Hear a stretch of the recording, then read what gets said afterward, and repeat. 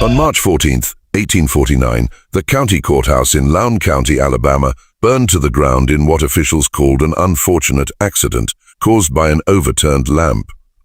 But among the ashes, investigators found something that didn't match the official story. 3 sets of human remains in the basement, chained to iron rings, embedded in the stone walls. The county clerk's records from 1847 to 1849 were completely destroyed, along with property deeds, marriage certificates, and most crucially, the probate documents for the Sutton estate. For over a century, descendants of Lowndes County families have whispered about what really happened at Belle River Plantation during those 2 years, about the twin daughters of Colonel Nathaniel Sutton, and about the slave named Marcus, who somehow managed to document everything before he vanished. What you're about to hear has been pieced together from surviving letters, medical records from Mobile, and testimonies given to a Northern Abolitionist society that was sealed until 1963. Before we continue with the story of the Sutton sisters and the secrets that consumed an entire community, make sure you're subscribed to Chronicles of Dread and hit that notification bell. We uncover the darkest corners of American history that textbooks won't touch. And leave a comment telling us what state or city you're listening from. We love knowing where our audience discovers these forgotten horrors. The truth about Belle River Plantation begins not with the fire, but with a funeral 2 years earlier, and with 2 women who had been taught that survival meant absolute control. Lowndes County in 1847 stretched across some of the richest cotton-growing soil in Alabama. Black earth that made men wealthy and carved the landscape into kingdoms of white columned houses surrounded by fields that reached the horizon. The county seat of Hayneville sat at the center of it all, a collection of brick buildings and dirt streets where planters conducted business, and their wives pretended not to know where the family wealth truly came from. Belle River Plantation lay 8 miles south of town, accessible only by a private road that wound through stands of water oak and across 2 tributaries of the Alabama River. Colonel Nathaniel Sutton had built the main house in 1828, a 3-story structure with 12 rooms and a separate kitchen building connected by a covered walkway. The slave quarters, 24 cabins arranged in 2 precise rows, sat a quarter-mile behind the main house, close enough to be summoned quickly, far enough that the colonel didn't have to hear the sounds of the lives he owned. The colonel had made his fortune in cotton, but his reputation came from something else entirely.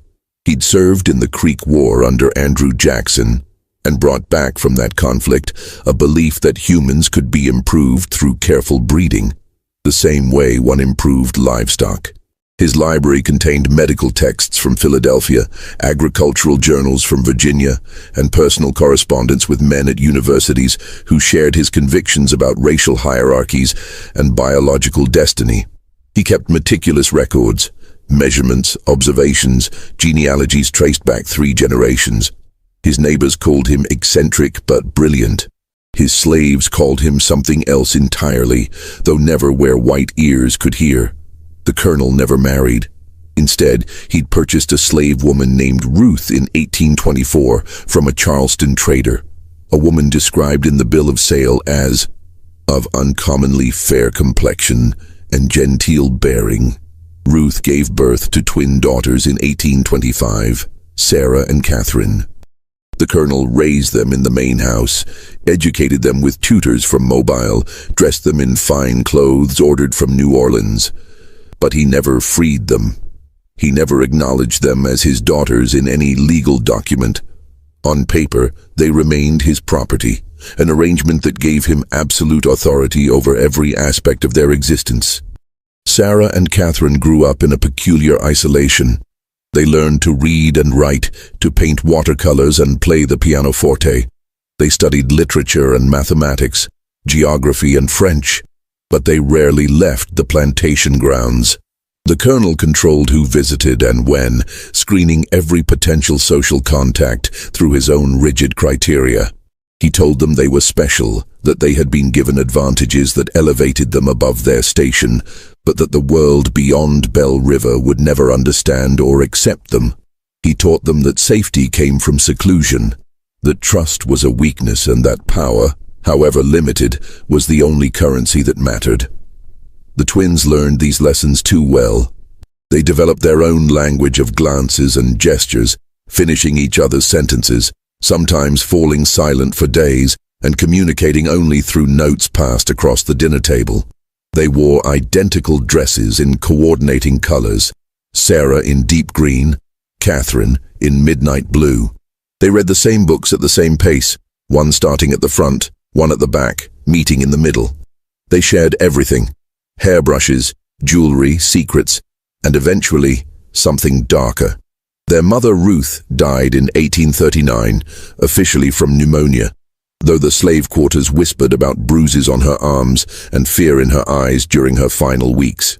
After her death, the colonel's control over his daughters tightened like a noose. He installed locks on their bedroom doors that could only be opened from the outside. He required them to submit weekly written reports on their activities, their thoughts, their dreams.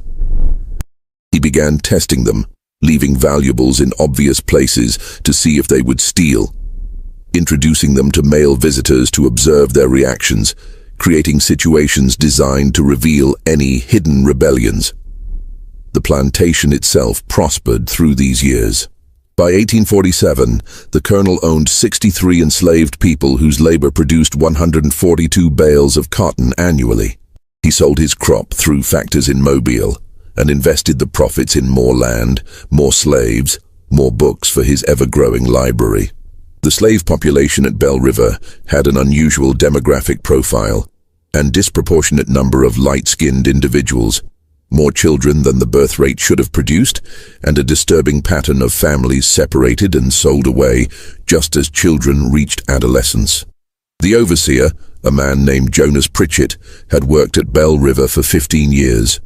He lived in a cottage near the slave quarters and carried out the colonel's orders with mechanical precision. Pritchett kept his own records: punishment logs, work assignments, dietary restrictions for slaves the colonel had designated for his breeding program.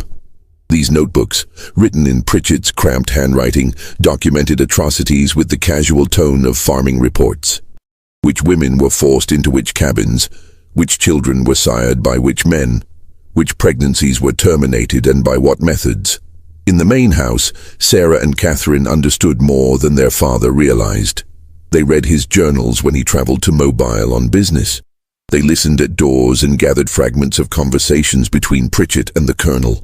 They knew what happened in the quarters after dark, knew which of the slaves were their half-siblings, knew that their father viewed human beings as experimental subjects in his personal laboratory of racial theory, and they learned to hate him with a cold, patient fury that would have terrified him if he'd recognized it. The morning of February 3rd, 1847 arrived with unseasonable warmth, temperatures climbing into the low 60s even before noon. Colonel Sutton had spent the previous evening in his study, working by lamplight on correspondence with a professor at the Medical College of South Carolina. The household staff noticed nothing unusual when he failed to appear for breakfast. He often worked through the night and slept late. It was Pritchett who found him at 10:30, slumped in his leather chair with papers scattered across his desk. The colonel's face had a greyish tinge, and when Pritchett touched his hand to wake him, the skin felt cold and waxy. "Doctor." Amos Grayfield arrived from Hayneville 2 hours later and pronounced Colonel Nathaniel Sutton dead, estimating the time of death as sometime between midnight and dawn. "Heart seizure," Dr. Grayfield declared, barely glancing at the body. Man was 56 years old, worked himself to exhaustion. I'd warned him about his choleric temperament and excessive mental strain. The heart gives out. Simple as that. But several details didn't align with this tidy diagnosis. The colonel's dinner tray, brought to the study at 8 o'clock the previous evening, sat on a side table with the food barely touched. A cup of coffee, long since gone cold, showed a peculiar residue at the bottom, a fine sediment that glittered faintly in the lamplight. The colonel's final letter, addressed to his attorney in Mobile, remained unfinished mid-sentence. I have made certain arrangements regarding the future of my daughters, which must be executed precisely as stipulated for their own protection and for the preservation of my life's work. Should any person attempt to—" The sentence ended there, the pen trailing off the page as if his hand had suddenly lost strength.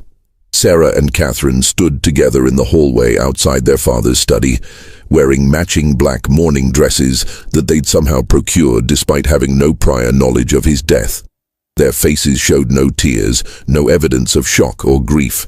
They held hands, fingers interlaced, and watched the proceedings with identical expressions of watchful calm. "We should examine him more thoroughly," suggested Mr. Harold Breckenridge, a neighboring planter who'd arrived to pay his respects. "Nathaniel was in good health last month when I saw him at the courthouse. This seems rather sudden." The colonel worked himself into the grave. "Doctor," Grayfield snapped, irritated at having his professional judgment questioned. "I've seen it 100 times. The body simply gives out. Now, if you'll excuse me, I need to speak with the daughters about funeral arrangements." But Dr. Grayfield never got that conversation. Sarah addressed him first, her voice perfectly modulated and cold as January rain. "Dr. Grayfield, we appreciate your prompt attendance. The funeral will be held 3 days hence with burial in the family plot. Mr. Jeremiah Osgood, our father's attorney from Mobile, has been summoned and should arrive by tomorrow evening. Until such time as the will is read and the estate settled, Catherine and I will manage the plantation affairs. Pritchett will continue as overseer under our direct supervision." The men in the room exchanged glances. Women didn't manage plantations, certainly not unmarried women barely 22 years old. And there was something else, something they couldn't quite articulate. A sense that Sarah and Catherine had been waiting for this moment, that they'd rehearsed these words and knew exactly how events would unfold. "Now, Miss Sarah," Mr. Breckenridge began in the patronizing tone men reserved for women discussing matters beyond their comprehension, "you can't seriously expect to—" "Our father educated us specifically for this eventuality," Catherine interrupted, her voice a mirror of her sister's. "We understand crop rotation, market factors, the management of field labor. We've studied his methods for years. This plantation will continue to operate at its current level of productivity." What the men didn't know, couldn't know, was that Sarah and Catherine had prepared for this day for months. They'd studied their father's account books, memorized the names and capabilities of every enslaved person on the property, learned which merchants in Hayneville could be manipulated and which needed to be avoided. They'd planned for every contingency except one, the specific contents of their father's will. The funeral took place on February 6th, under gray skies that threatened rain but never delivered. 43 neighbors and business associates attended, gathering in the parlor where the colonel's body lay in a walnut casket lined with white satin.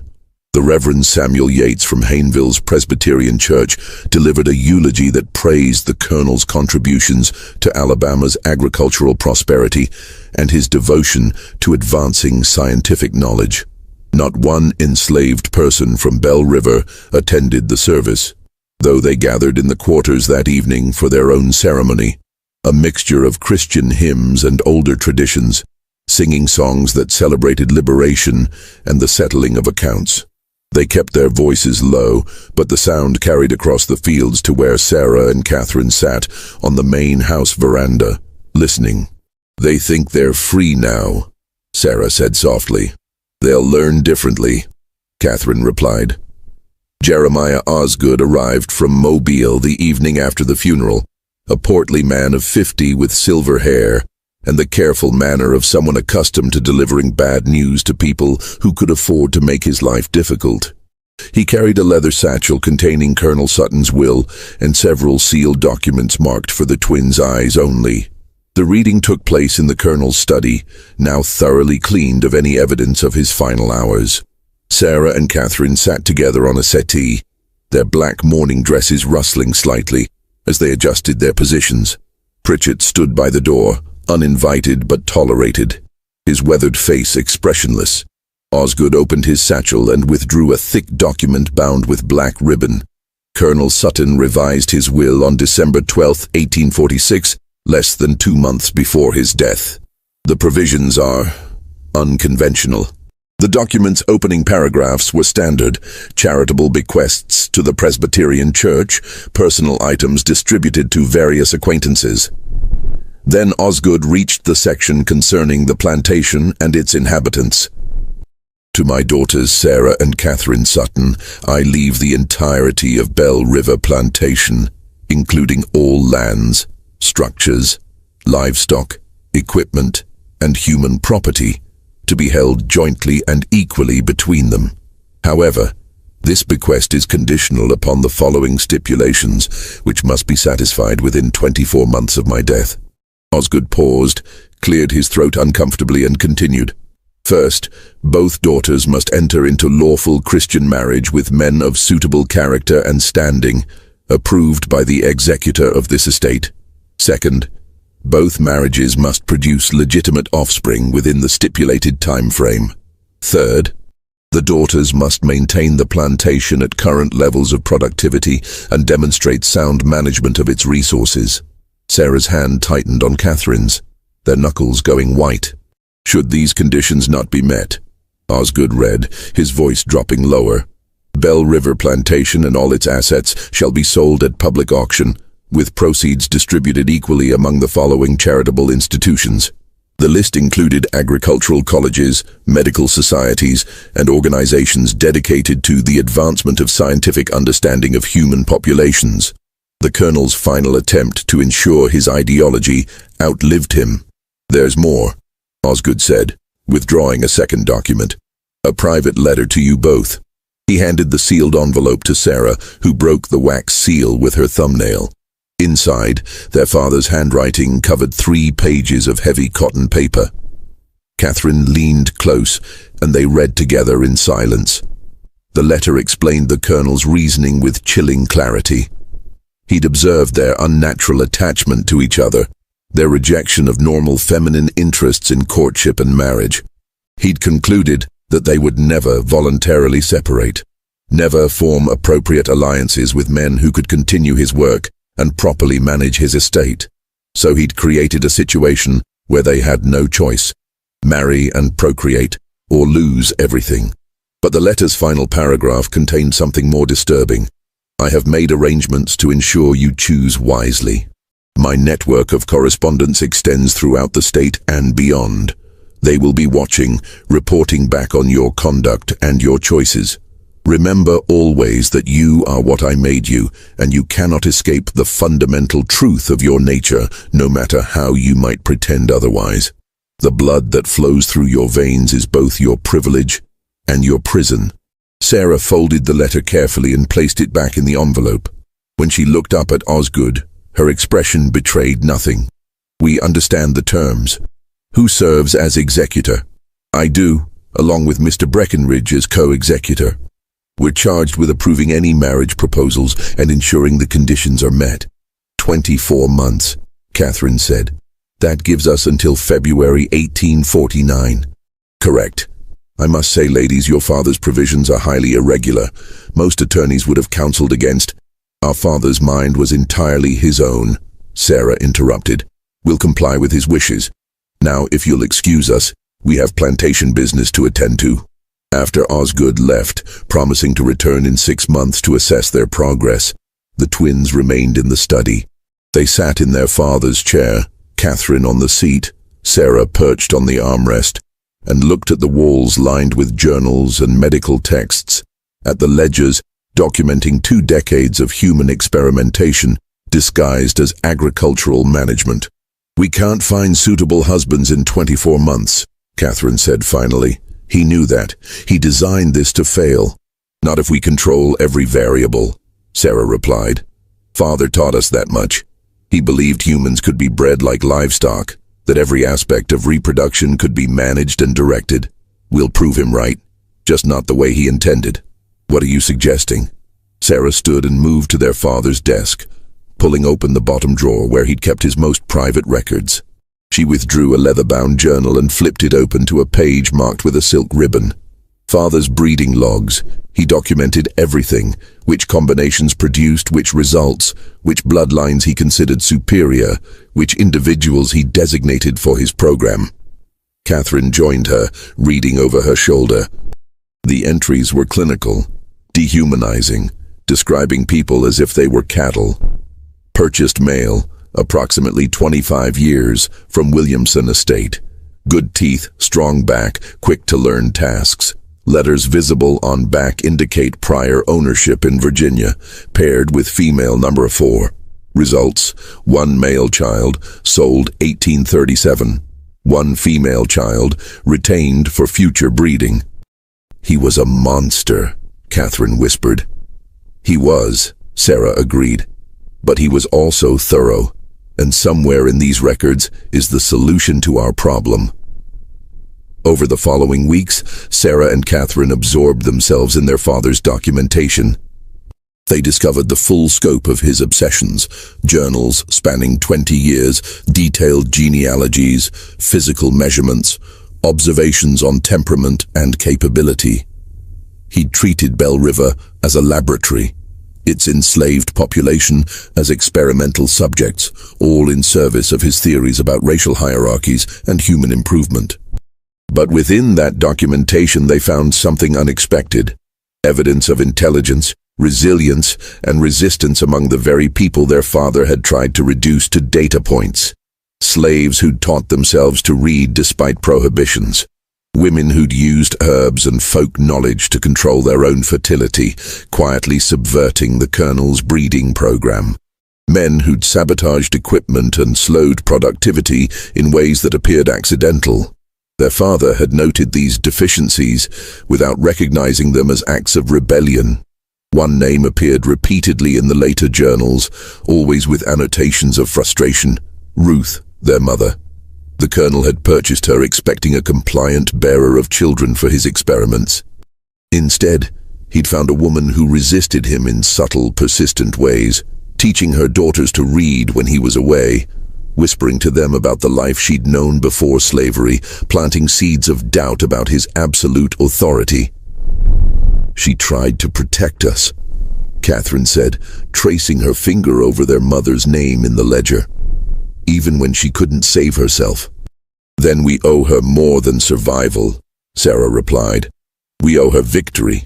But victory required resources, time, and one more element they didn't yet possess.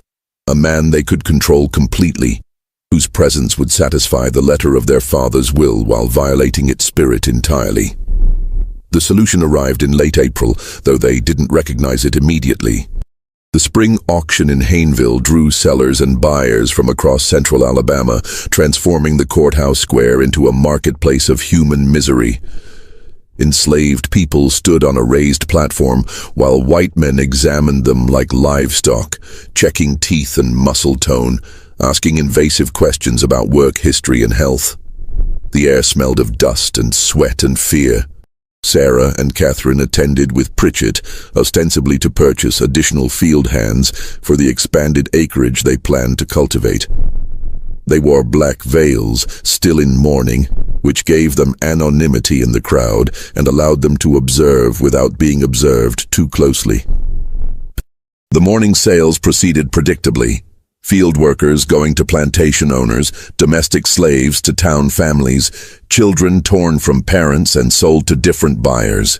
Then, shortly before noon, something unusual appeared on the auction block.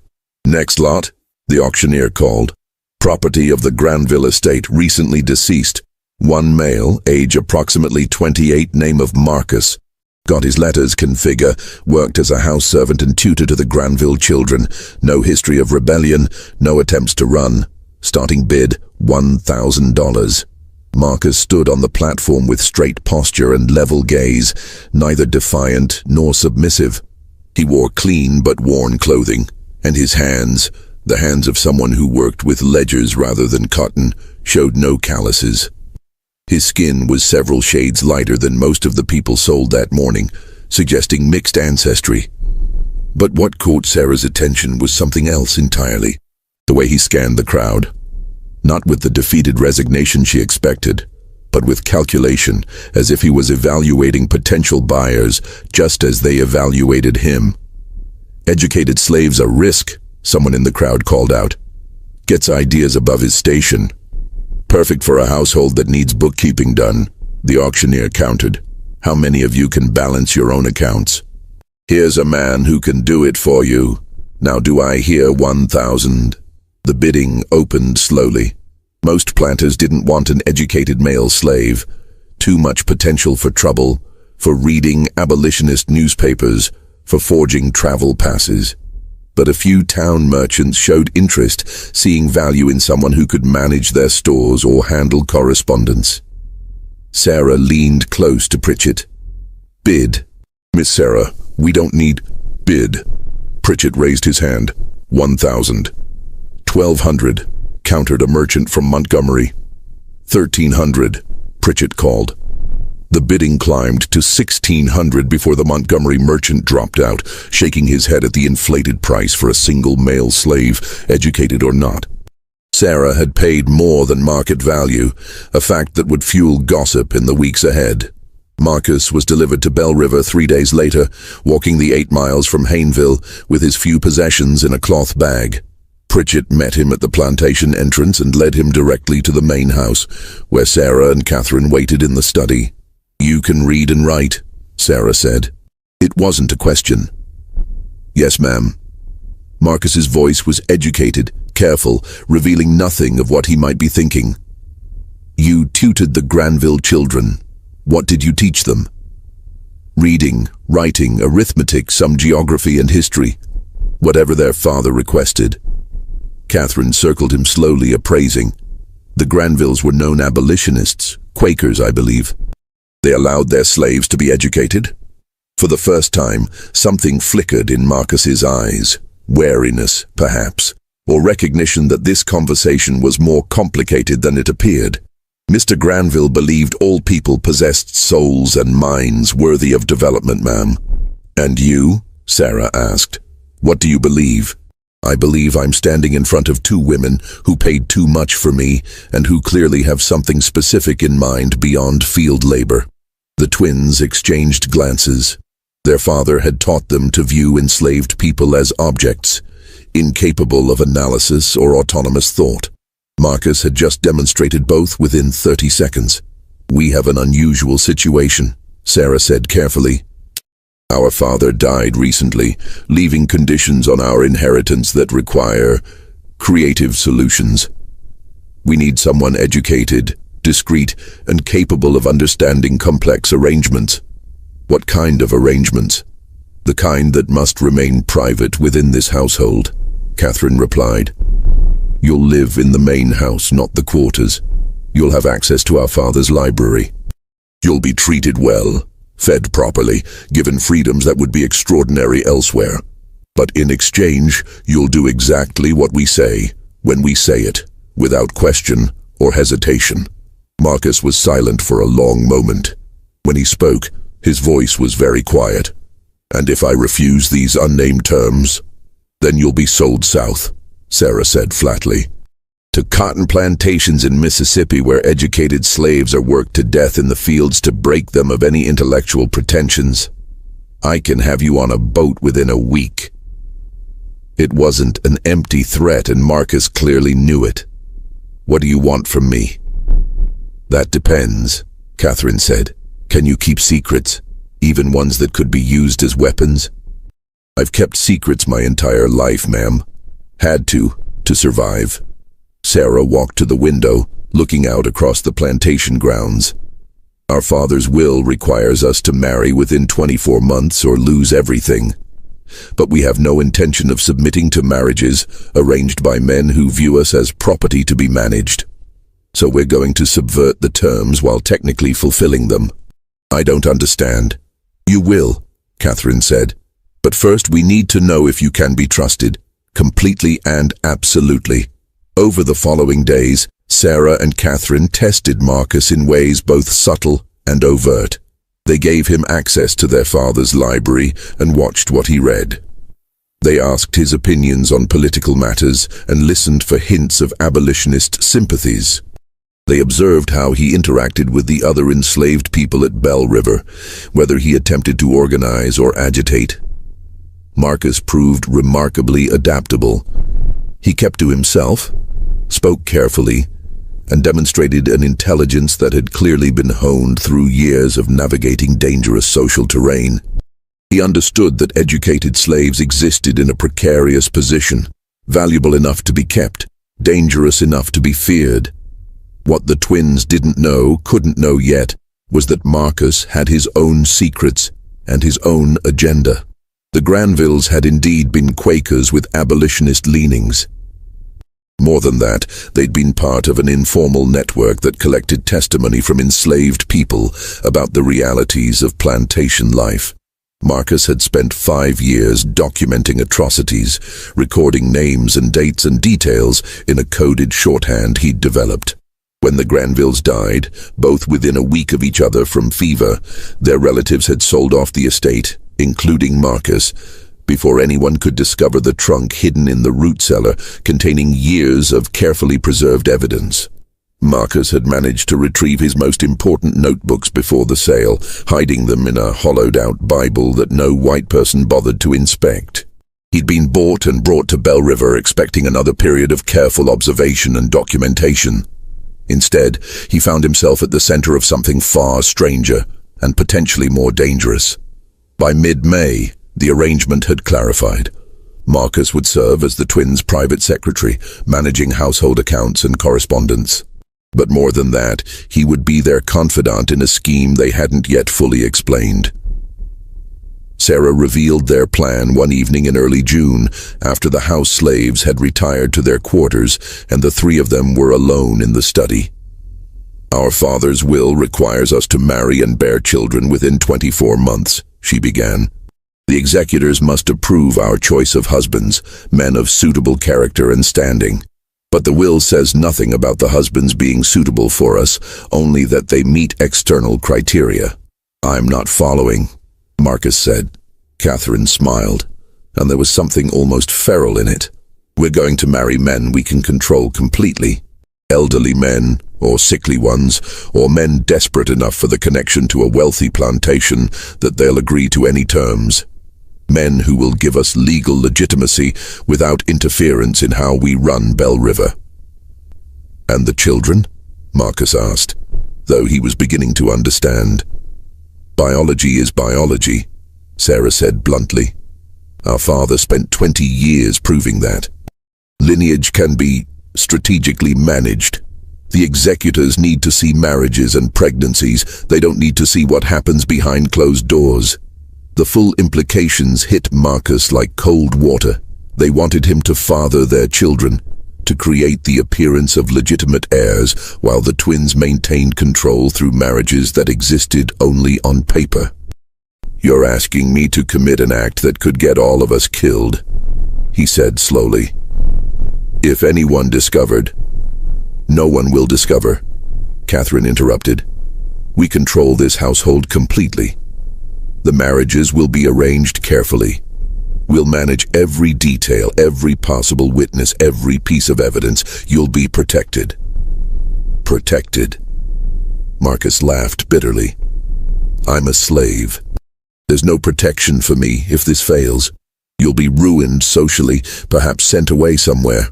I'll be hanged or burned alive, which is why you'll be motivated to ensure it doesn't fail," Sarah said. "And in exchange, you'll receive something worth the risk." "What could possibly be worth—" "Freedom," Catherine said quietly. "Documented legal freedom.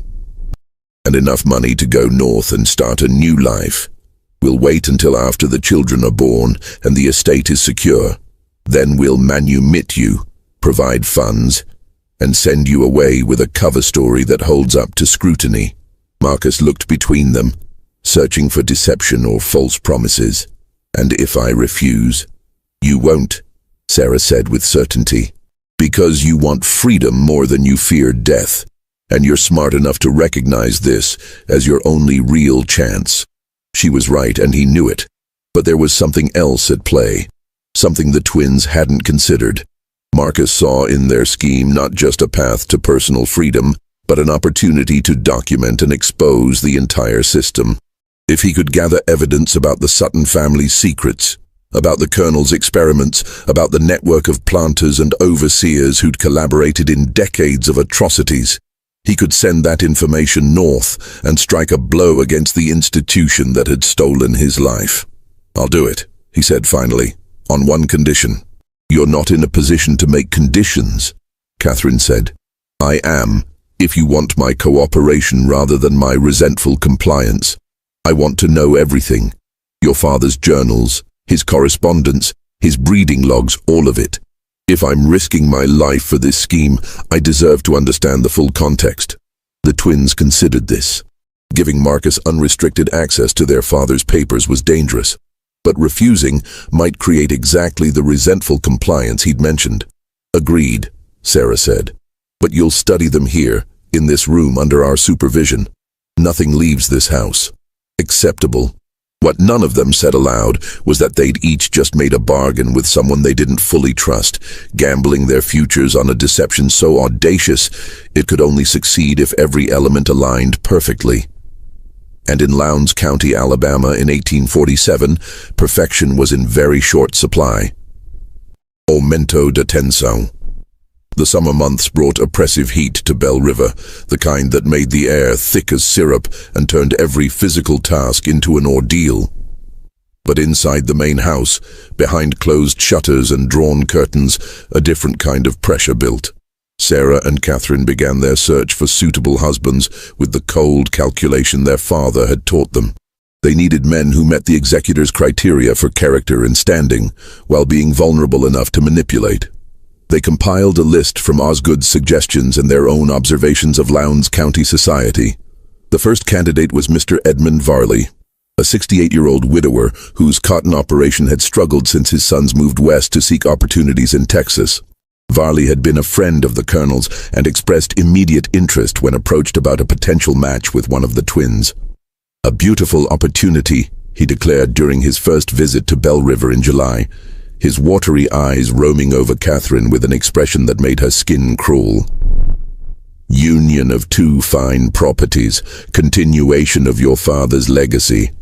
I'd be honored to guide you through the complexities of plantation management." Catherine smiled and said nothing. After Varley left, she scrubbed her hands raw in the wash basin as if she could remove the memory of his palm on her arm during the tour of the grounds. "He'll do," Sarah said clinically. "He's desperate to restore his reputation after last year's failed crop. He'll agree to any prenuptial terms to secure the connection." "I can't," Catherine whispered. "Sarah, I can't let him touch me." "He won't. That's the point. The marriage is legal fiction. Marcus fathers the child, Varley gets credit, and we maintain control."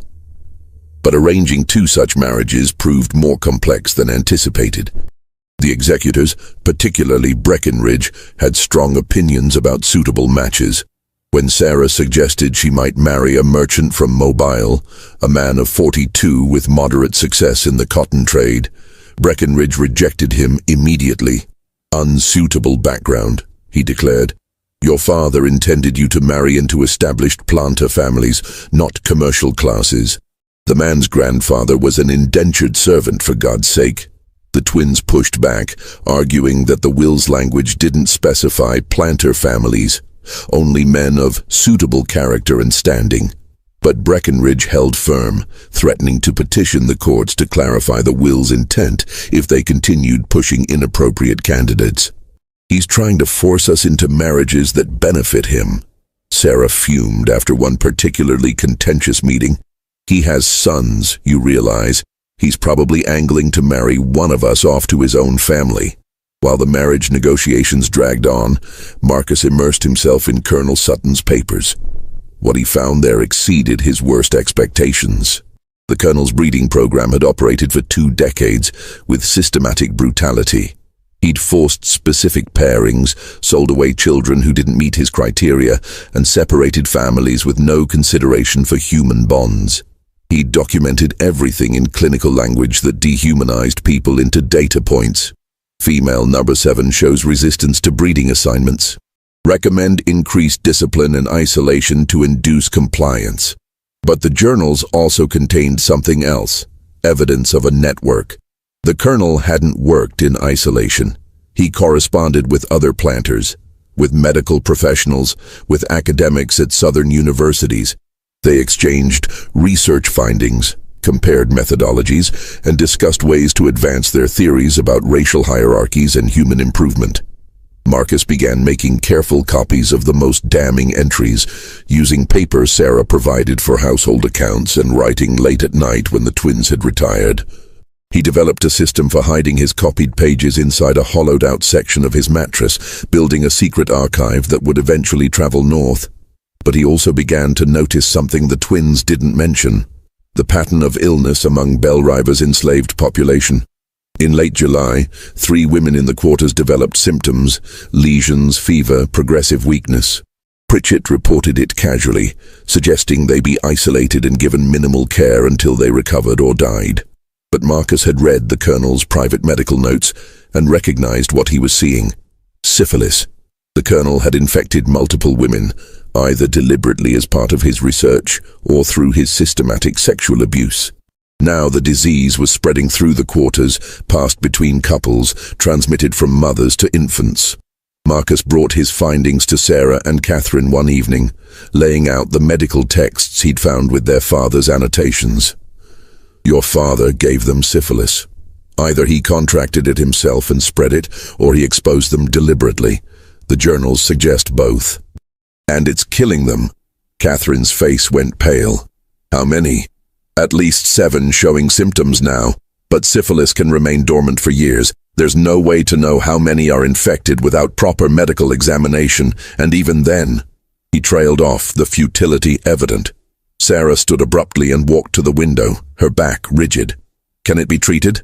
"Mercury treatments sometimes, but they're almost as dangerous as the disease itself, and expensive, and would require a doctor willing to treat enslaved people properly, which..." Marcus didn't need to finish that sentence either. "Do it anyway," Sarah said without turning around. "Purchase whatever medicines are needed from Mobile. Have Dr. Grayfield come out, and if he refuses to treat them adequately, find someone who will. Miss Sarah, the cost..." "I don't care about the cost. Our father did this. We're not going to let them die from his depravity."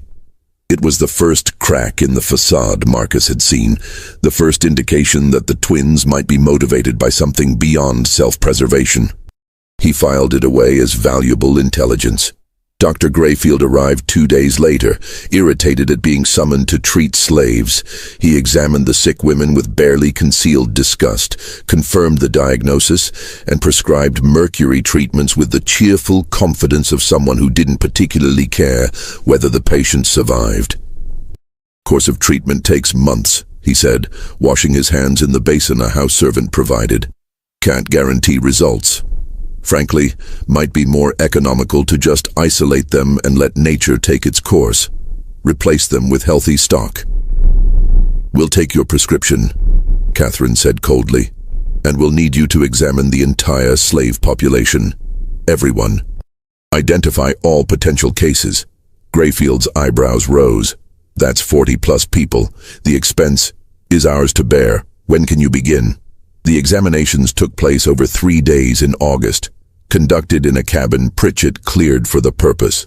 Grayfield worked with mechanical efficiency, noting symptoms in a ledger and dispensing diagnoses with the bedside manner of a livestock inspector. The final count was worse than Marcus had feared. 14 confirmed cases, another 8 probables. Nearly a third of Bellriver's enslaved population had been infected by the colonel's systematic abuse. Sarah and Catherine absorbed this information in silence. Then Sarah made a decision that would have shocked their father and confused their neighbors. "We're treating all of them," she announced. "Purchase the mercury, the bandages, whatever's needed. Improved rations for the sick. They need strength to survive the treatment. Reduced work quotas. And Marcus, you'll oversee the treatments. Keep detailed records of who receives what and their progress." "Miss Sarah," Pritchett objected, "this is going to cost thousands of dollars and reduce productivity significantly. Your father would never..." "Our father did this to them," Catherine interrupted. "We're correcting his damage. The expense is irrelevant." What the twins didn't articulate, even to each other, was the complex motivation behind their decision. Partly it was pragmatic. Dead slaves couldn't work, and the plantation's value depended on its labor force. Partly it was guilt, recognizing their complicity in their father's system even as his victims. But partly it was something else, something neither wanted to examine too closely. The recognition that their father's greatest crime wasn't the specific atrocities he'd committed, but the fundamental belief that other people existed only as instruments for his purposes. They'd been raised to think the same way. Now, confronted with the human cost of that worldview, they were being forced to choose what kind of people they would become. Marcus watched these developments with growing confusion. He'd expected to find monsters at Bell River, people who viewed him as less than human. Instead, he'd found two women who'd been made into something twisted by their father's abuse, who were now struggling to untangle their own humanity from the poison he'd fed them. It didn't make them allies. It didn't mean he trusted them. But it complicated his simple narrative of oppressor, and oppressed in ways that made his documentation more difficult. While Marcus grappled with moral complexity, the marriage negotiations reached a crisis point. In September, Breckenridge arrived at Bell River with a proposal. His nephew, Thomas Breckenridge, age 34, recently returned from New Orleans, where his cotton brokerage had failed due to what was delicately termed unfortunate investments. Thomas needed a fresh start and a wealthy connection. Sarah needed a husband the executors would approve. "Perfect match," Breckenridge declared, having already decided the matter. "Thomas has impeccable breeding, understands plantation management, and will provide the steady male guidance you require." Sarah met Thomas twice before reaching her conclusion. He was weak, vain, and deeply in debt, which made him perfect for her purposes. "I'll agree to the match," she told Breckenridge, "under specific conditions. A prenuptial contract giving me sole management of Bell River. Thomas receives an annual income but no decision-making authority over plantation operations, and the marriage doesn't take place until my sister's match is also arranged." Those terms are highly irregular. Those terms are non-negotiable. Thomas is desperate enough to agree. "We both know it." Breckenridge sputtered but couldn't argue with the assessment. Thomas did agree, signing a prenuptial contract that essentially made him a paid figurehead in exchange for respectability and freedom from his creditors. Catherine's match proved more difficult. Edmund Varley had grown impatient and shifted his attention to a widow in Montgomery. The executors rejected 3 other candidates for various reasons. Time was running short. They had until February 1849, and it was already October 1847. Then Catherine made a suggestion that changed everything. "What if I don't marry at all?" Sarah looked up from the ledgers they'd been reviewing. "The will requires both of us. The will requires both of us to marry within 24 months. It says nothing about remaining married. I could marry, become pregnant, and then accidents happen, especially to sickly husbands." The room fell silent. Marcus, sitting at the desk where he'd been copying correspondence, felt ice water run down his spine. "You're suggesting murder," he said quietly. "I'm suggesting that we fulfill the letter of Father's will through whatever means necessary," Catherine replied.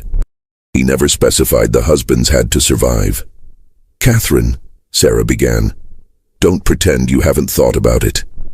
Thomas Breckenridge is going to be a problem. He's weak but not stupid. Once you're married, he'll try to assert authority, pregnancy or not. Men like that always do. They can't help themselves." Sarah didn't argue, which was answer enough. Marcus understood in that moment that he'd badly miscalculated. He'd thought the twins were victims of their circumstances, trapped women trying to escape their father's control through desperate means. But they were their father's daughters in ways that went deeper than blood. They'd learned to view people as obstacles to be managed or removed. "If you're planning to kill anyone," he said carefully, "I want no part of it. That's not what I agreed to. You agreed to do what we say, Catherine reminded him. And you'll keep doing it because the alternative is being sold south, remember? Then sell me south. I won't be party to murder. The twins exchanged glances. Sarah spoke first, her voice softer. Catherine's talking theoretically. We're not planning to kill anyone, but she's right that we need to consider all possibilities. This situation is more complicated than we anticipated. Marcus didn't believe her, but he also recognized he had no good options. If he refused to cooperate, they could indeed sell him away, and his documentation would be lost. If he reported their plans to authorities, he'd be dismissed, a slave's word against white women's, and likely executed for daring to make accusations. So he did what enslaved people had always done. He nodded, agreed, and began planning how to protect himself when the inevitable violence came. November brought the first frost and a new development. Sarah's wedding to Thomas Breckenridge was scheduled for December 15th. The ceremony would take place at Bell River, with Reverend Yates officiating. Catherine would serve as maid of honor. The executors would attend to witness the fulfillment of the first condition. But behind the wedding preparations, darker plans took shape. Sarah and Marcus began their physical relationship in early November, clinical encounters that took place in the locked study after Catherine retired. Sarah approached it with the same cold efficiency she applied to plantation management. This was reproduction, not intimacy, a biological function necessary to achieve a goal. Marcus found it profoundly disturbing, not because of the racial taboo they were violating, though that danger hovered over every encounter, but because of the emotional emptiness of it, the way Sarah could separate physical acts from human connection so completely. My father did this to dozens of women, she said one night afterward as they lay apart on the study floor. Forced them into exactly this situation. And I swore I'd never be like him. Yet here I am. You're not forcing me, Marcus said, though it wasn't entirely true. The threat of being sold south hung over everything. Aren't I? You're enslaved. By definition, you can't consent. I tell myself this is different because I'm offering you freedom afterward. Because we're partners in this deception. But we're not partners. I own you. There's no consent possible in that dynamic. It was the most honest thing she'd said to him. And it made everything worse because it meant she understood exactly what she was doing and did it anyway. By mid-November, Sarah was pregnant. Dr. Grayfield confirmed it during a visit to check on the syphilis treatments. The executors were delighted. One condition satisfied, one more to go. Thomas Breckenridge, who'd arrived at Bell River 2 weeks earlier to prepare for the wedding, accepted the news with the oblivious pleasure of a man who believed his own virility explained everything. Catherine's situation remained unresolved.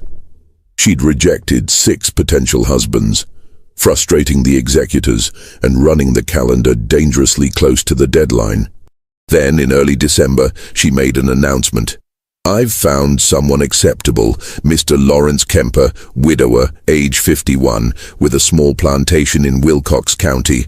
Moderate means respectable reputation, no children from his first marriage. I'll need to meet him, Breckenridge said. Of course, he'll visit next week. Lawrence Kemper arrived on December 8th.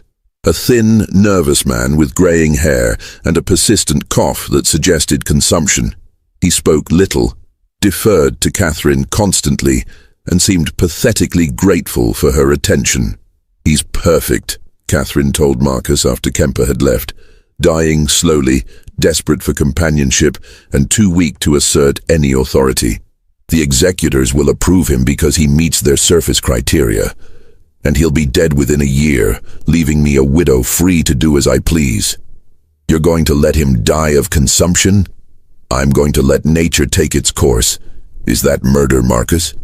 Marrying a sick man knowing he won't survive? Marcus had no answer that didn't sound like moral evasion. Sarah's wedding took place on a cold, clear December day. 40 guests attended, filling Bell River's parlor with the smell of perfume and wood smoke from the fireplaces. Reverend Yates performed the ceremony with his usual ponderous solemnity. Thomas Breckenridge looked pleased with himself, clearly believing he'd secured a valuable prize. Sarah wore a dress of ivory silk that Catherine had sewn, and her expression throughout the ceremony was as blank as a porcelain doll's. Marcus watched from the back of the room, technically serving as additional household staff for the event. He saw Sarah speak her vows without hesitation, saw her accept Thomas's kiss with perfect composure, saw her smile and accept congratulations from guests who had no idea what kind of performance they were witnessing. That night, after the guests had departed and Thomas had drunk himself into a stupor in his new quarters, Sarah came to the study where Marcus waited. "It's done," she said simply. "The first condition is satisfied." "And Thomas?" "Will do as he's told. I made that very clear during our wedding night conversation. He gets a comfortable life, an annual income, and the appearance of authority. In exchange, he stays out of my way and doesn't ask questions about how this plantation operates." He agreed to that. He agreed to avoid being exposed as a fraud who embezzled from his business partners in New Orleans. "I purchased his cooperation with threats, Marcus, the same way I purchased yours. I'm my father's daughter, remember?"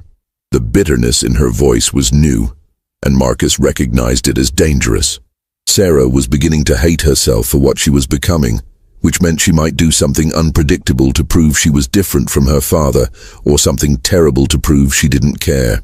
Catherine's wedding was scheduled for January 20th, 1848. The executors approved Lawrence Kemper after minimal scrutiny. His background checked out, his property holdings were legitimate, and his desperate eagerness to remarry blinded them to any potential issues. But in the weeks between the two weddings, something shifted at Belle River.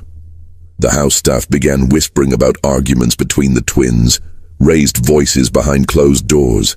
Pritchett reported that both women seemed distracted, making decisions about plantation management and then countermanding them hours later. Marcus knew what was happening. The strain of maintaining their deception, combined with Sarah's growing self-loathing and Catherine's increasingly cold calculation, was fracturing their previously united front. It came to a head the night before Catherine's wedding. Marcus was in the study, working on his secret documentation, when he heard screams from upstairs. He rushed up to find Sarah and Catherine in Sarah's bedroom. Catherine with blood running from her nose, Sarah with scratch marks on her face. "She wants to kill him," Sarah shouted when she saw Marcus. "Not just let him die, actually poison him." "He's dying anyway," Catherine screamed back. "Why wait? Why risk him changing his mind about the marriage terms? We dose him with arsenic. He's dead in 6 months. I'm a widow and pregnant, and we're done with all of this."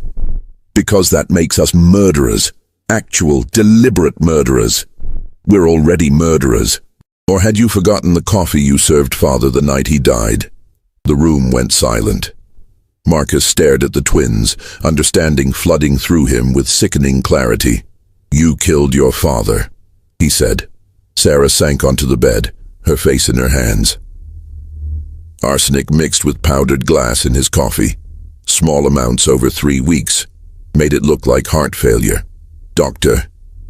Grayfield never suspected because he wanted to believe it was natural causes. "We had to," Catherine said, her voice defiant. "He was going to sell Marcus and 3 other slaves to a trader from Mississippi. We overheard him making arrangements. And he was planning to force us into marriages with men he'd selected, men who would have helped him continue his breeding program. We had no choice." "There's always a choice," Marcus said quietly. "Easy for you to say," Catherine snapped. "You're not trapped in a cage built by a man who viewed you as a biological experiment. I'm trapped in a cage too, just a different kind, and I've never killed anyone to escape it." The argument might have continued, but they heard footsteps on the stairs. Thomas, stumbling drunkenly toward his wife's bedroom. The 3 conspirators fell silent, listening to him curse as he fumbled with the door handle, then give up and shuffle away. After he'd gone, Sarah spoke quietly. "We can't do this again. Catherine, if you poison Lawrence, it's over. Someone will notice. Someone will investigate. And all of this, The plantation, our freedom, Marcus's documentation, all of it will be destroyed. Then what do you suggest? We're running out of time. We wait. We let nature take its course with Lawrence. We endure. And when it's finally over, when we've satisfied Father's conditions and secured the inheritance, then we decide who we want to be. Catherine didn't answer immediately. When she did, her voice was tired. I don't know if I can endure anymore. I don't know if there's anything left of me to save. Marcus, watching them, realized he'd been documenting the wrong story. He'd focused on the Colonel's atrocities, the systematic abuse, the breeding program. But the real horror of Belle River wasn't what had been done to enslaved people, though that was horror enough. It was what had been done to the twins themselves, the way their father had twisted them into weapons and then aimed them at each other. They were victims and perpetrators simultaneously, trapped in roles they hadn't chosen, but were now performing with increasing desperation. And Marcus was trapped with them, his own survival dependent on a scheme that seemed more likely every day to end in catastrophic violence. Catherine's wedding to Lawrence Kemper took place on January 20th, 1848, a smaller affair with only 20 guests. Kemper looked skeletal, his cough worsening in the January cold. He needed Catherine's support to walk to the parlor where Reverend Yates waited. The ceremony lasted 12 minutes.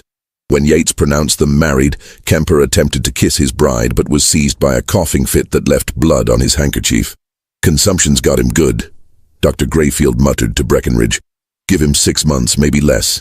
Lawrence Kemper moved into Belle River that evening, taking a bedroom far from Catherine's. He seemed pathetically grateful for every small kindness, thanking servants repeatedly for bringing him water and stoking his fire. Catherine and Marcus began their encounters in early February. Unlike Sarah's bitter honesty, Catherine treated it as another transaction to be completed efficiently. She scheduled specific times and afterward left without conversation. By March, Catherine was pregnant. Lawrence Kemper, confined to his bed by worsening illness, accepted the news with confused pleasure. Thank God, he wheezed. You'll have something to remember me by. The executors visited in April to verify both pregnancies. They found everything in order. Both twins married, both pregnant, cotton production maintained. Breckenridge pronounced himself satisfied. Meanwhile, Marcus spent his nights documenting everything. He now had evidence of the Colonel's breeding program, the syphilis epidemic, the poisoning, and the marriage scheme. But he still couldn't figure out how to get the documents north without being caught. In May, a traveling preacher named Jacob Sturgis arrived, claiming to collect missionary donations.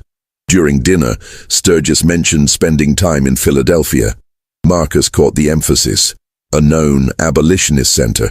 He made a small hand gesture, a sign used by Underground Railroad operatives. Sturgis paused mid-sentence, his eyes flickering to Marcus, then continued without missing a beat. Later, Marcus approached him near the stable. I have documents. Evidence of crimes. It needs to reach Philadelphia. After consideration, Sturgis agreed. Marcus spent 10 days copying his most crucial documentation onto thin paper, writing in microscopic hand. He documented the Colonel's experiments, the forced breeding, the syphilis epidemic, the poisoning, and his own role in the twins' scheme. He enlisted Isaiah, a field worker, to deliver the documents to Sturgis in Selma. 2 weeks later, Isaiah returned confirming delivery. Marcus felt simultaneously liberated and terrified. The evidence now existed beyond the twins' control.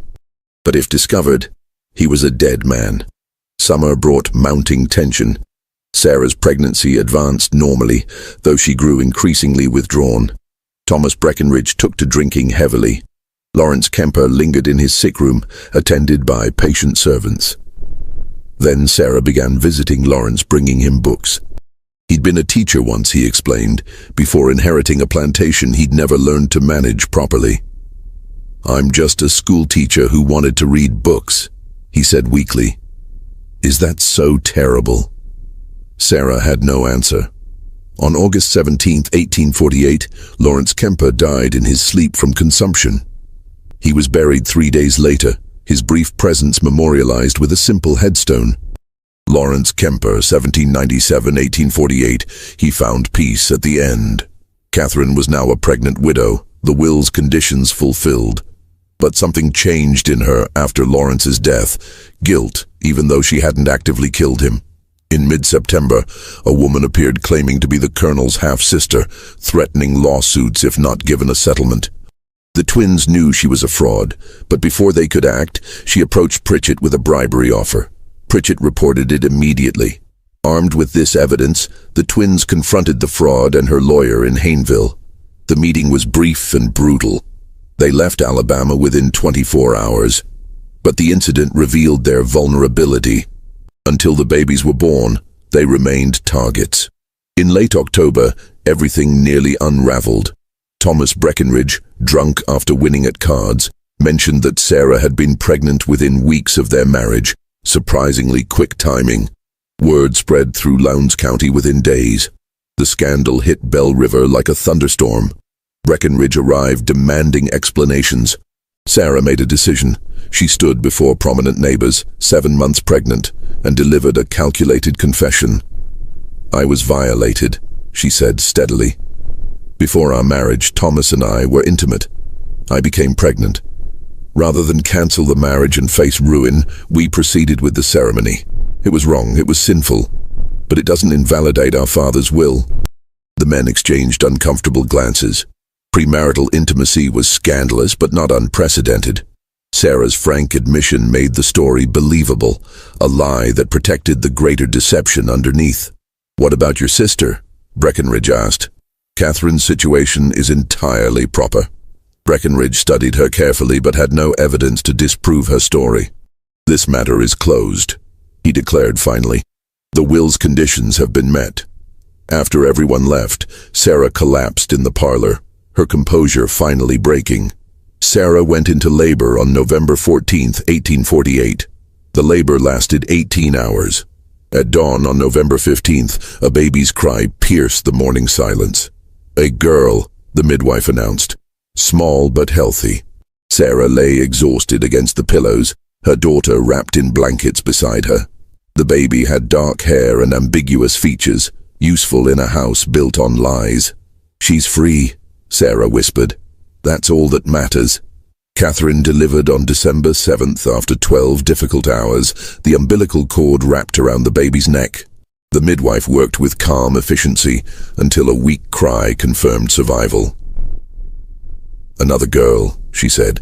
"She's a fighter." Catherine looked at her daughter, darker than Sarah's child, with features requiring careful explanation. "I'm calling her Ruth, after our mother." "And mine will be Abigail," Sarah said through tears, "after the grandmother we never knew." The names honored women their father had erased. They were the first decisions the twins had made that weren't calculated for advantage. Simply mothers naming their daughters. The executors visited on December 20th to verify both births and finalize the estate transfer. Breckinridge examined the babies clinically, noted their existence, and pronounced the will's conditions fully satisfied. Belle River Plantation is hereby transferred to Sarah Breckinridge and Catherine Kemper. The estate is officially closed. After he left, Sarah felt nothing. No triumph, no relief, just exhaustion. They'd won, but the cost had been enormous. Marcus entered carrying Abigail. She wants her mother. As Sarah took her daughter, she made a decision. "We're keeping our promise. Your manumission papers will be filed next week. Funds sufficient to reach Philadelphia and establish yourself there." Marcus had been expecting delays. The directness caught him off guard. Just like that. "We made an agreement. I'm honoring it." "And the documents I sent north?" Sarah's eyes narrowed. "I know about those. Pritchett intercepts all correspondence. I know what was in them. Everything about Father's programs, the poisoning, our arrangement. Then why didn't you? Because you were right to document it. Someone needs to tell the truth. Maybe your testimony will reach people who can change things." Catherine appeared with Ruth. "We're not stopping you, but we're asking for 6 months. Stay until June, help stabilize operations. Then leave with our blessing and enough money to start fresh. It was masterful manipulation, but also honest. 6 months, he agreed. The winter passed in relative peace. Syphilis treatments continued, with several making full recoveries. The twins settled into motherhood while maintaining efficient plantation operations. Marcus spent evenings preparing for departure, but found himself reluctant to leave. He'd developed attachment to the children he'd fathered and complicated understanding of the twins themselves. Victims attempting to escape victimhood, trying to be better than they'd been raised to be. In March, a letter arrived from Pennsylvania addressed to Marcus. It was from Jacob Sturgis. The testimony had reached the Pennsylvania Anti-Slavery Society. They were compiling it for a report on Alabama plantations. "Father's legacy will be exposure and condemnation," Sarah said quietly. "Everything he believed will be used as evidence of the system's depravity." "He was a monster," Marcus said. "I know, but he was also my father." They moved Marcus's departure to mid-April. The night before he left, Sarah called him to the study. "I've been thinking about what we did," she said. "We convinced ourselves we were different from Father because we offered you freedom, but we weren't different. We just used more sophisticated coercion." "I know. And yet you stayed the extra months, completed the treatments. You fulfilled your bargain even after you knew I'd discovered your documentation." Sarah handed him a satchel heavy with gold coins. "This is more than we agreed. There are also letters of introduction to merchants who won't question a freed slave with proper papers." "Why?" "Because Abigail and Ruth will ask about their father someday. I want to tell them he was a good man who made difficult choices, who documented truth when others wanted it buried." Catherine appeared with both babies. "We're saying goodbye properly, as families should." Marcus held his daughters one last time, memorizing their faces. "Be good," he whispered. "Be better than all of us." Marcus left Bell River on April 18, 1849. He carried his papers and a daguerreotype Sarah had commissioned secretly, him holding both girls. On the back, Marcus and his daughters, April 1849. May they all find freedom. He reached Mobile and secured passage north. The ship departed April 23rd. He never returned to Alabama, but his testimony did. The Pennsylvania Anti-Slavery Society published their report in July 1849, detailing plantation conditions and naming Colonel Nathaniel Sutton specifically. It caused outrage in northern states and fury in southern ones. In August, Harold Breckinridge began asking questions about how Bell River information had reached Pennsylvania. On September 3rd, he arrived with a sheriff and warrant to search for evidence of abolitionist activity. "Marcus was manumitted," Sarah replied calmly. "He left with our blessing. Whatever he did after is his business. He stole property, your father's journals." "My father's journals passed to us. We gave Marcus access as part of his duties. What he did with that access is speculation." The search lasted 3 hours. They found nothing. Catherine had burned everything potentially incriminating weeks earlier. Breckinridge was forced to leave empty-handed, though his parting words carried threat. "This isn't over. Eventually, someone will find the truth." After he left, Catherine said, "We need to disappear." It took 6 weeks.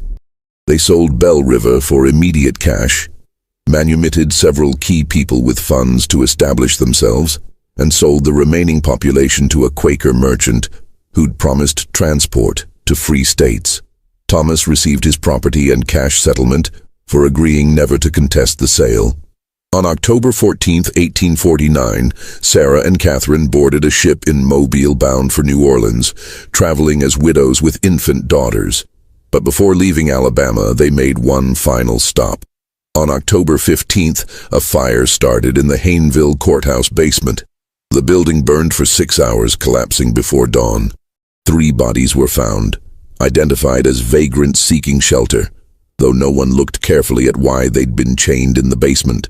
The investigation concluded an overturned lamp caused the accidental fire. Most county records from 1847-1849 were destroyed. Anyone trying to trace Belle River's history would find only fragments and gaps. Sarah and Catherine reached Wisconsin in December 1849.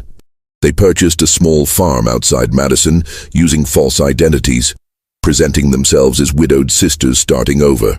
Their daughters grew up knowing only that their mothers had come from Alabama, had escaped difficult circumstances, and that their father had been a good man who'd made sacrifices. Marcus established himself in Philadelphia as a bookkeeper. He never married, never had other children, never spoke publicly about Alabama. But he continued providing testimony and helped transport escaped slaves until the Civil War began. He kept the daguerreotype hidden, taking it out occasionally to look at his daughters' faces. In 1863, a Union lieutenant discovered a sealed trunk in Belle River's ruins containing journals and breeding logs that confirmed everything in the report and added new horrors. The documents became part of the case for why slavery needed complete abolition. Colonel Nathaniel Sutton's legacy became exactly what his daughters predicted: exposure, condemnation, evidence of systematic evil.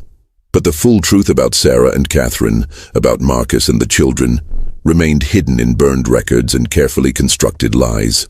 The courthouse fire was never solved, the bodies never identified, the documents never recovered. And the truth about the Alabama twin sisters who shared one male slave between them until they both got pregnant remained buried in ash and silence for over a century. Some historians claim the story is fabricated, that no records exist to support the alleged events. Others point to the Pennsylvania Anti-Slavery Society's report and argue that where there's documentation, there's truth. But perhaps it doesn't matter whether every detail is verifiable. What matters is what the story reveals about the system that made such events not only possible, but almost inevitable. A system built on treating human beings as property, on using violence and deception as tools of control. The Sutton twins, if they existed, were both victims and perpetrators. Marcus, if he lived, was both collaborator and resistance fighter. The children inherited a legacy of trauma and survival, guilt and resilience. And the rest of us inherit the responsibility to remember, to examine, and to ensure that the conditions that created such horrors never exist again. What do you think of this story? Do you believe everything was revealed, or are there still secrets buried in those burned records? Leave your comment below with your thoughts on what really happened at Belle River Plantation. If you enjoyed this tale and want more dark mysteries from forgotten American history, subscribe to Liturgy of Fear, hit that notification bell, and share this video with someone who appreciates the disturbing truths hidden in our past. The next story might be even more unsettling than this one. Until then, remember that history's darkest chapters are often the ones people tried hardest to erase.